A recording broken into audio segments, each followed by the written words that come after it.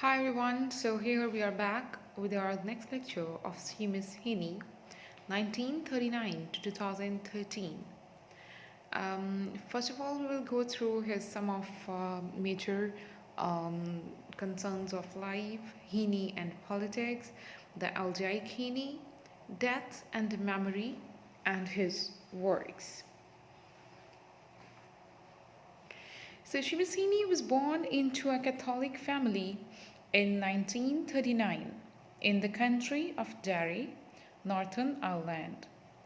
At school, became aware of the religious and cultural division of Ulster. He was graduated in English language and literature in Belfast in 1961.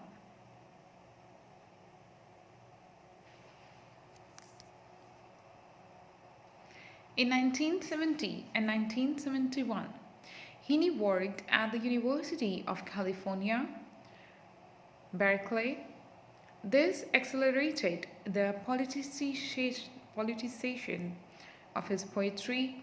Poetry could become a mode of resistance in Heaney. If you talk about Heaney and politics, so you can feel that always there is present in Heaney's poetry is the shadow of the violent conflict between Protestants, Unionists, and Catholic nationalists in Northern Ireland. As being born in a Catholic family, he was actually suffering from these protests and these conflicts that were between Protestants and Catholics, and that was actually that made him a part of this politics, and that is also self-evident in his poetry. So poetry is split between a need for creative freedom and a pressure to express the sense of social obligation felt by the poet as a citizen. So in his poetry, he just fought for a need for that creative freedom, and that was also a pressure on the poet to, being a citizen for the expression of the sense of social obligations.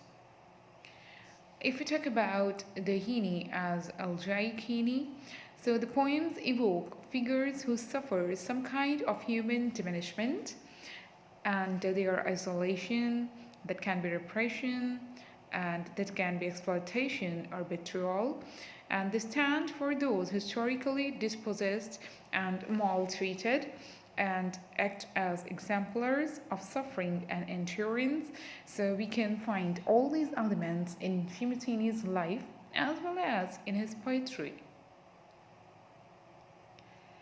Death and memory is the recognition of death in an absolutely necessity for a poet, because it is only when that the writer's soul can open up to what the wider universe has to say, what matters in this life, and what our forefathers can teach us.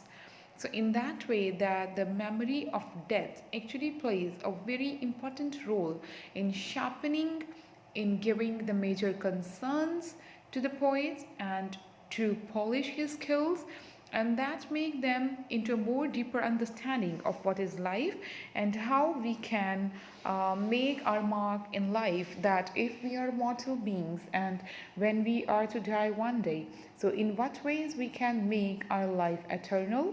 It is absolutely through our work. So death and memory are the most important in Seamus Heaney's concerns of poetry. If we talk about his works, so we can see that in 1966 he wrote Death of a Naturalist, and you can see that what we were discussing about death, the work we can have is, into this title of Death of a Naturalist.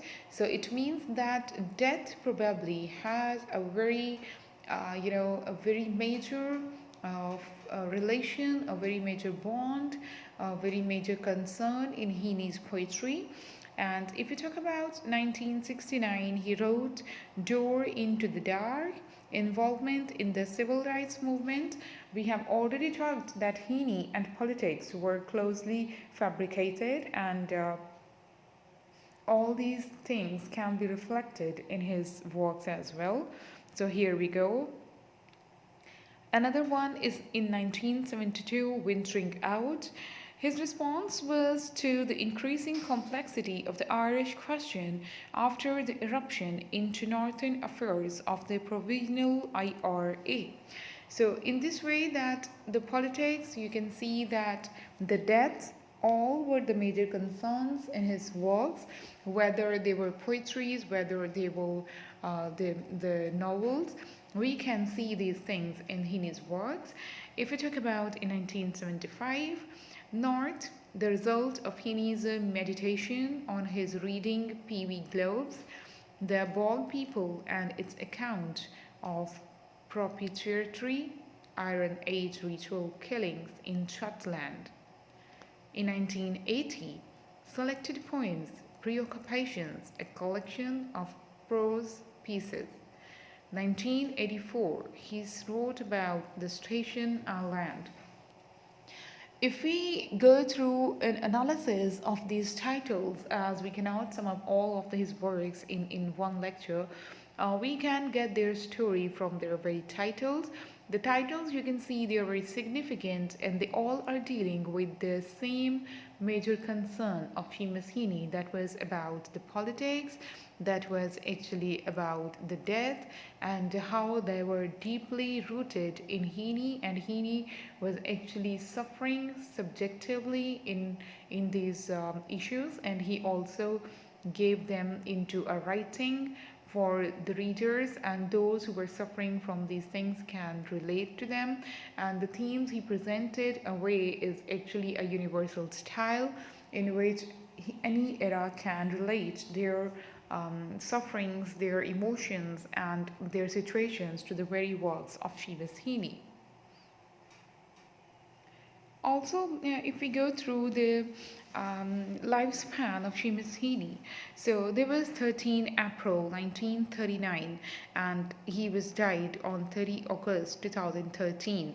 So he is the very poet of our era, and you can feel that the era he was living in, the war era and the post-war things, were all there to haunt everyone, and the poets were the persons who were the spokesmen, who were the representatives of the very generation of having the post-war effect on them.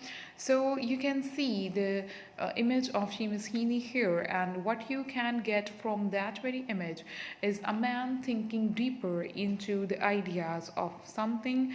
You can also have a glimpse, if it is visible to you now, that there is something of some tiresome idea in his eyes, and his expressions are not that excited and a joyful expression, but rather what expression we can see that he is actually sad, or he is actually thinking deeper into something, and all these perceptions are giving us light to the concerns that what a person can be having about in his poetry.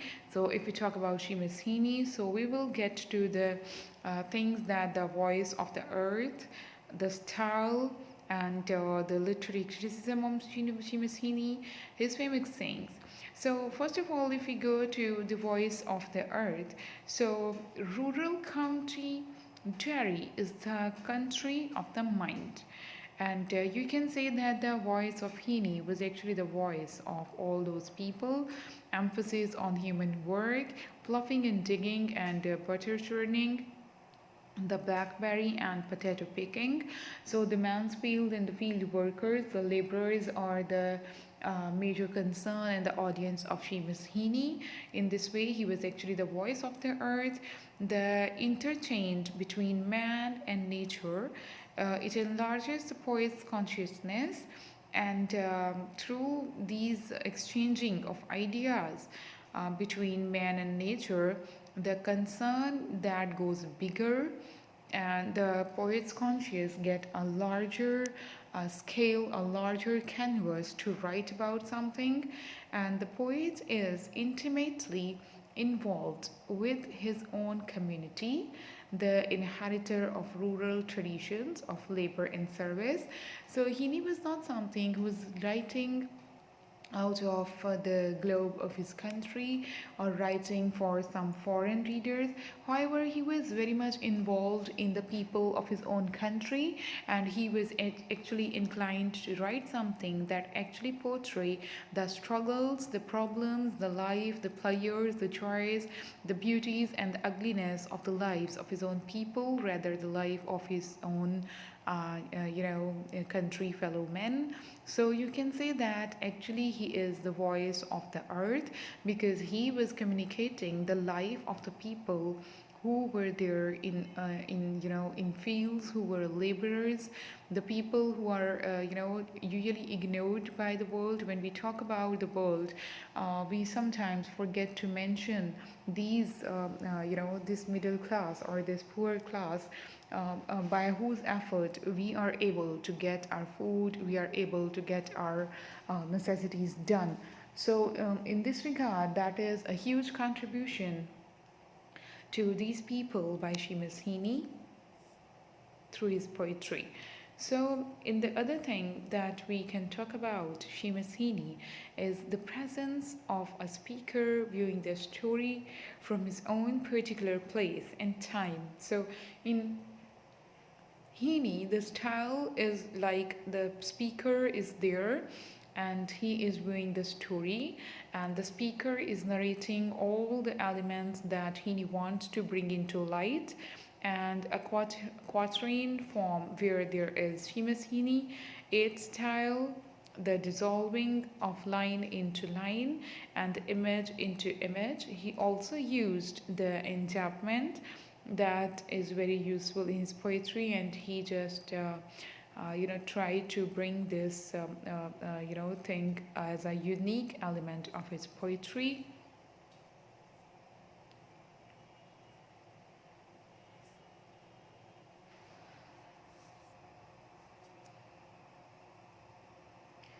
So here is a continuation of his style. To know something more about it, there are two stresses to a line like the half line of Anglo-Saxon alliterative meter, use of the colon or its equivalent the dash.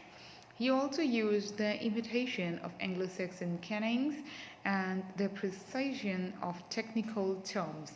So in this way, these all things were making his poetry a more unique of Seamus Heaney's style. If we talk about the literary criticism that we found on Seamus Heaney, is that William Logan said about Heaney that the younger Heaney wrote like a man possessed by demons. Even when those demons were very literary demons, the older Heaney seems to wonder bemusedly what sort of demon he has become himself. If we talk about this particular you can say literary criticism, we can get to know that actually what happens, that sometimes we keep on struggling with some idea, with some force, with some situation, with some personalities that we actually don't like in life. And what happens one time, that after a long stretching struggle with that particular idea, that happens to us, that we ourselves fall into that category while fighting with that force, while fighting with that perspective. We just we don't know that unconsciously we ourselves become that idea. So in that way, when William Logan says about Heaney that Heaney actually wrote like the demons, however that can be literary demon, but in the older age he was amused to see that if he is becoming, or if he has become the demon by himself. So the Morrison also says about Seamus Heaney that Heaney would never reduce political situations to false, simple clarity, and never thought his role should be as a political spokesman. So if we read it again, Heaney would never reduce political situations to false simple clarity and never thought his role should be as a political spokesman. So because Heaney was closely related, he was closely concerned with the politics, because all we get to know about him is that he was brought in a Catholic family, and all the struggles we can see in the life of Heaney were influencing his poetry. And throughout his life, he had been into a struggle about the conflict of Protestants against the Catholics. So, this conflict actually took the major part, the major perspective of his life, and that can also be seen into the politics of that time. In this way, he has related politics, or the politics has influenced his poetry. So all these things go side by side, influencing each other in Seamus Heaney's life, and in this way Morrison has commented it in a right way, that Heaney would never reduce the political situations to false simple clarity, and he would never have thought that his role should be as a political spokesman. So, if we talk about Hunter, he said that words like spirit and pure have never figured largely in Heaney's poetry, because Heaney was divided into the struggles, the battles of these things that were actually related to politics. So the things like spirit and pure are towards much spirituality. However, Heaney was more real. He was talking about the more real aspects of life, the truths of life. Then the most, larger, the most dominant of all is death in Seamus Heaney. And in this way, when he is dealing with the death and the concerns of life in this way, and he was also just reflecting the major ideas of politics, fabricating them into the stories in his works. So the words of spirit and pure can never that much largely be found in his poetry, and Hunter has observed him in a very deeper way before saying that these words never figured largely in his poetry.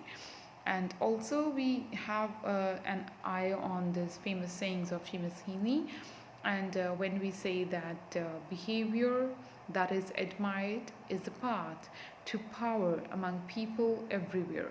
So that is a very famous poem of Seamus Heaney, from where we can get this very saying, and that is the thing that actually Heaney was writing about politics. So he was very closely, spectacling about this famous thing that is very common and that influence people is behavior, and that is also a universal idea if we look about that. If our behavior is somewhat good with someone, so or if our behavior is in our control in certain situations that fall on us unexpectedly, so our skill of behavior actually makes us eligible to have our power among people. And if we are lacking in our behavior, so that is a pessimist approach, and that can be said that we can be failed in a community. So anyone with gumption and a sharp mind will take the measure of two things: what is said and what is done. So this is a very the words of wisdoms by Seamus Heaney, that the gumption and a sharp mind will take the measures, right? So we often are, deceptive with the things that people are saying, but we really have a very little room to measure that what actually is done and what actually is said. People most often, they don't go with the actually doing of what they are saying, and we can say that that is a major hallmark of politics, that the politicians, they do go on speaking in such spectacular way, that in a heroic way, in giving the heroic words to the public.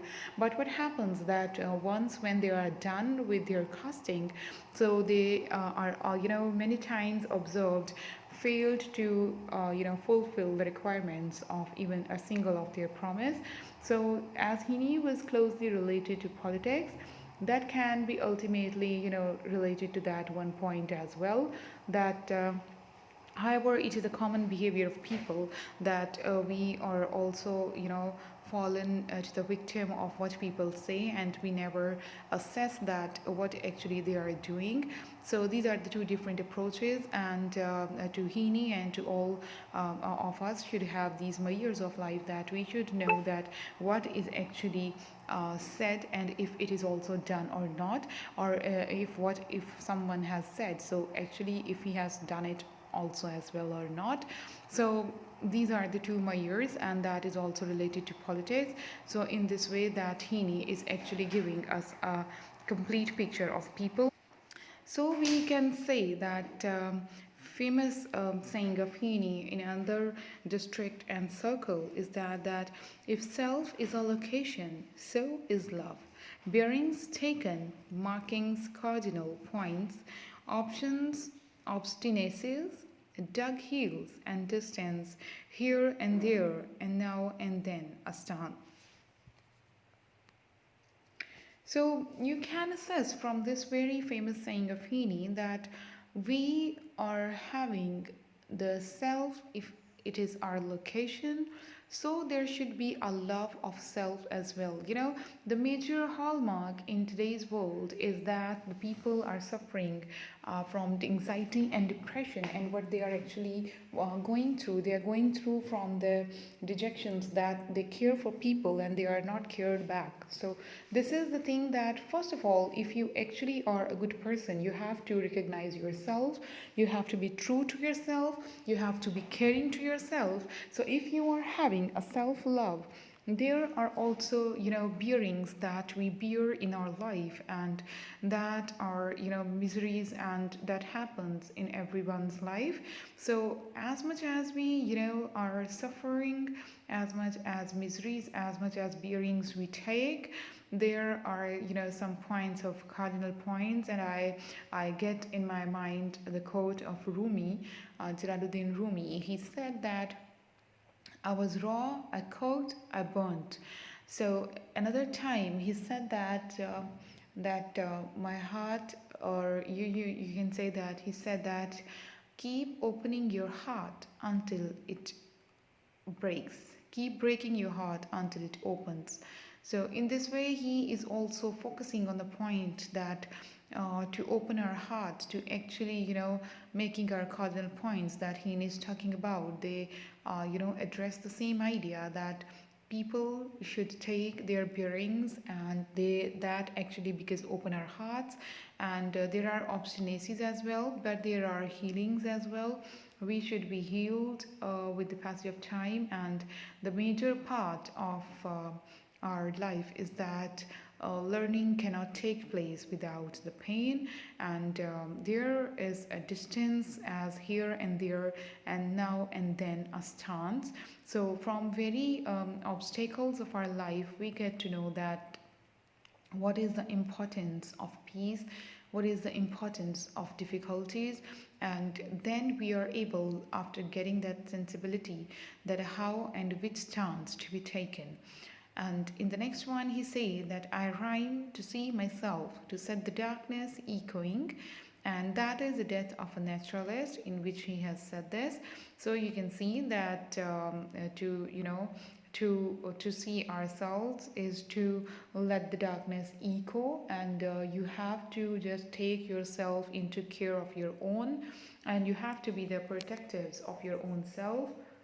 And another one is that history says, don't hope on this side of the grave, but then, once in a lifetime, the longed for tidal wave of justice can rise up, and hope and history rhyme.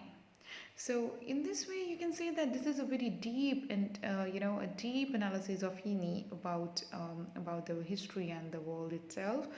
So we actually don't hope, if we get through the depiction of history, if we read the history, we get to know that ultimately what sort of injustices were done and how the people were sacrificed. But on the other hand, in a lifetime, the longed for tidal wave of justice can rise up, and we can still hope that if not in history, but then here we can have the justice, we can have the equality, we can remove all these societal injustices, and in this way the history and hope rhyme together, that after seeing the history, we get the motivation, we get the spirit to do something in this world, to remove all the things that happened in the past.